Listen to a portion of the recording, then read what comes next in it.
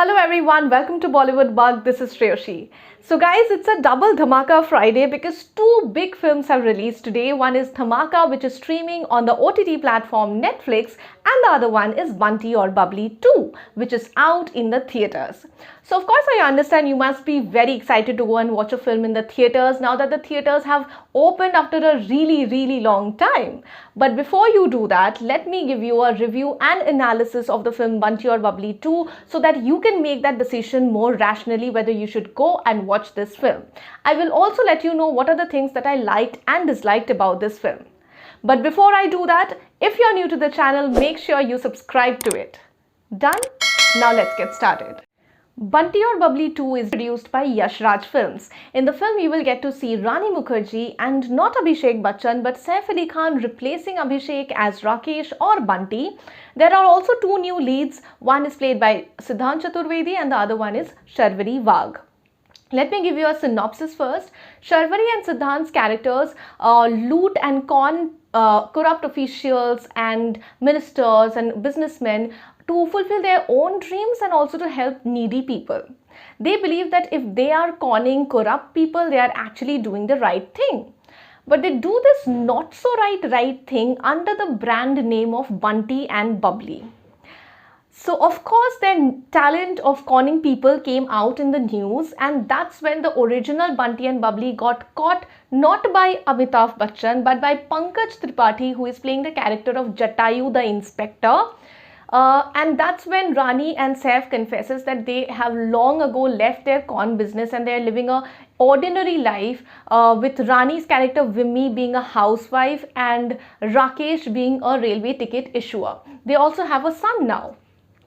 So Jatayu decides not to catch the new Bunty and Bubbly himself but to appoint the original Bunty and Bubbly to catch these two new cons. I still don't know why. But anyways, after that, both of them along with Jatayu tries hard to catch these new con artists. So are they able to find them out, and if they did, what happened next? If you want to watch that, then you have to go watch the film in the theaters. Now speaking about direction and screenplay, Varun V. Sharma seemed to try too hard to recreate the flavors of the original Bunty Aur Bubbly, and in the bargain to give respect and enough screen presence to both the original Bunty and Bubbly and the new ones. I think he failed to give enough screen presence to any of them. But having said that, I would like to say that the first half of the film is actually quite fun to watch. Especially the first 30 minutes are quite engaging, fast-paced. There's something or the other happening all the time, so you will constantly feel like watching it, and there are some fun elements in it, and also the build-up to the main story is quite fast-paced. But after that main story is built up, there's nothing left, no more surprise element left for you to watch, and you will just feel like waiting for the film to end. Also in the original, the first Bunty Aur Bubbly, the backstory was shown in such a manner that audiences felt like supporting Bunty and Bubbly in their business of conning people. But over here, since Siddhant and Sharvari's backstory has not been shown appropriately, so you won't even feel like supporting them, or you can't even relate to their cause of conning people. So that is a miss, definitely. Acting wise, I think Siddhant did quite a good job. He's actually quite an underrated actor, and he blends in every character like a chameleon, which is amazing. Sharvari also did a good job, but most importantly, she looked stunning. She didn't look very desperate to look hot or sexy, but she did look stunning, and also her acting is quite natural, which is refreshing to watch. Saif Ali Khan looked funny, but the problem is his look was more funny than his acting was. So there's only some bits and parts where you will feel like laughing at him or on his jokes, but for most of the parts you will feel like what is he doing? He is actually annoying to watch rather than funny. And Rani Mukherjee, well, whoever did the look and created the look for her, I would like to request him or her that please don't repeat this look for anyone. It was a trauma for me to watch. And that over drama and that melodramatic act of Rani Mukherjee, well, it's going to be a headache for you, and her look is going to be a thorn for your eyes. So I did not enjoy Rani's performance, honestly. She could have done so much more, and she could have done, actually, I would say, so much less with her acting so that the acting looked natural and convincing. I understand Bubbly's character is bubbly, but it almost felt like she has added 2, 3, 4 layers of bubbly more over here to create a very, very over dramatic version of bubbly, which is not at all fun to watch. Pankaj Tripathi delivered a good performance, but I expected so much more from him. And honestly, the director didn't give him much to do. So I would say that the character of Jatayu failed miserably as the police inspector. He did almost nothing, and as a result, Pankaj Tripathi also did not get much scope to showcase his acting skills or his wonderful acting skills, if I have to say. Well, to me, the surprise element was that little kid, Pappu or Pappi or Pappa, whatever his name was. I think he delivered a very, very good performance, and he was actually the comedy element in the film, which I found to be funny. And I think that kid did a very good job in this film.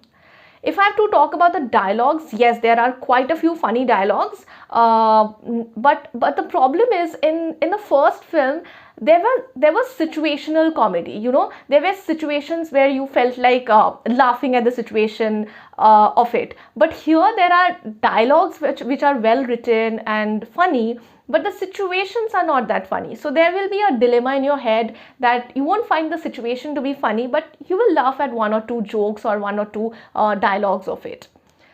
The cinematography in the film is not very surprising or nothing so amazing that I have to mention something or I can mention something. The scenes of Abu Dhabi looks good and amazing because the place is amazing to look. But if I have to talk about the cinematographical skills, then I don't think there was much to showcase and there was much shown in the film that I can pinpoint and say that this was amazing as a cinematographer. So yeah, that's about it. And about songs, I don't have much to say because there are not many songs in the film, firstly. And secondly, that Love Ju song, it has a very different mood than the picturization of it. So I think especially that ballroom dance section didn't go at all with the mood and flavor of the Love Ju song. So I think the picturization and the song's mood was like absolutely different. And about the Tattoo Walia song, I just don't want to watch that song. I don't want to listen to that song. That song is not soothing to the ears, not catchy at all, not even amazing to watch. So I waited for that song because it came at the end of the film, but I could not wait till its end because I was too bored, and that song is not at all sufficient enough to hold audience attention. So yeah, now about the things that I liked and disliked in this film. Well, firstly, I really liked Siddhant and Sharvari, both of them, and their chemistry is quite on point. You will love watching them on screen, and the way they con people, it's amazing. Also, I really loved some of the cons, especially that Ganga River con. Superbly executed, and what a cause. And also I loved the addition of that Pappu kid. I think he delivered a really good performance, so I actually had more fun watching him than some of the senior actors in the film. So yeah, good job.